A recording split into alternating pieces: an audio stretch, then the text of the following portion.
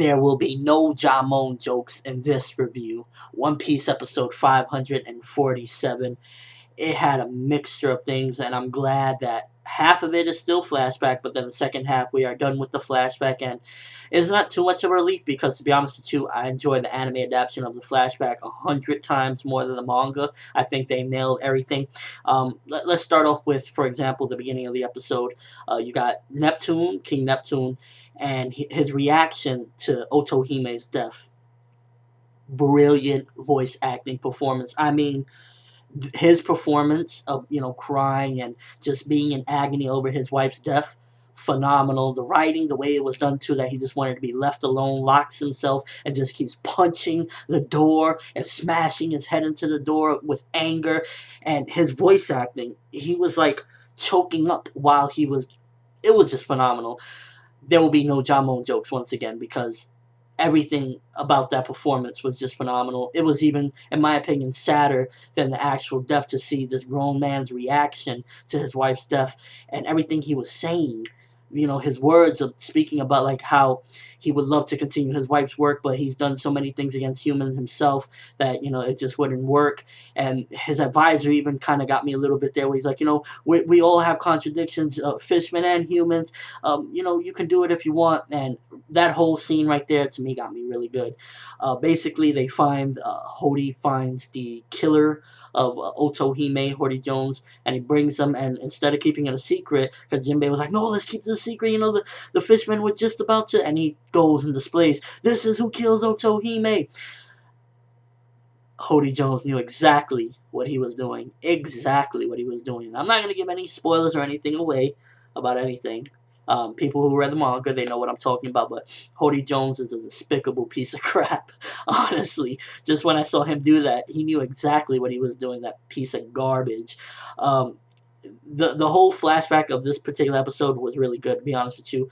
Seeing that Vanderdecken started his creepiness, sending love letters to a 6-year-old man. Vanderdecken disgusts me. He is just he is almost even, yeah, he's more solo now than Blackbeard, because at least Blackbeard, to our knowledge, ain't no damn pedo, but Vanderdecken sending love letters to a 6-year-old, he's disgusting.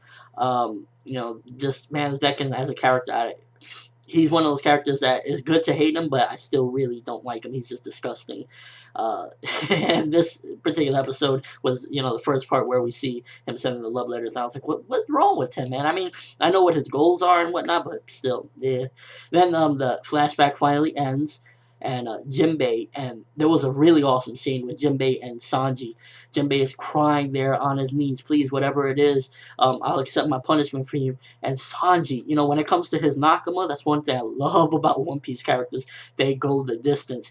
He looks at Jinbei and tells him, cut your belly, kill yourself. If it'll make Nami happy, then do it. Sanji, that was cruel. That was really cruel. That was I was just like, whoa, are we in a Seinen manga for a second? I was just like, that was crazy. And then Nami's like, nah, I only hate Arlong. He didn't mean me any harm. He's been trying to capture Arlong. I only hate Arlong. And I was just like, damn, Sanji don't play when it comes to his friends. And then the part of the episode that really got me was we find out that Luffy was sleeping the entire flashback. For the most part, he only remembers like something that happened very early on, a thief. And Sanji yells at him like, what do you mean you were sleeping the entire time? And he's just like puzzled and whatnot. He's like, hey, Jinbei, why are you crying? And Jinbei like, I'm not crying.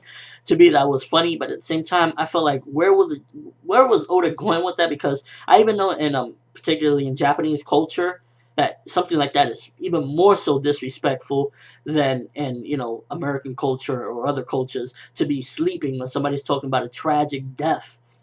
Talking about, especially Shirahoshi's mom. Shirahoshi's right there, and he was sleeping. I felt that was very disrespectful.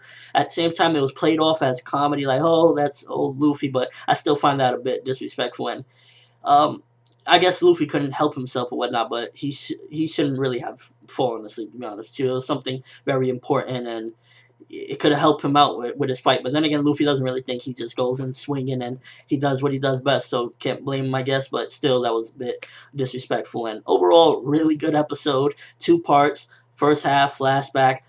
Some of the best stuff from the flashback, because the speeches. Oh, and Fukaboshi's speech. another great one when he was talking about how him and his brothers and sisters are gonna dedicate their lives to accomplishing Otohime's dream.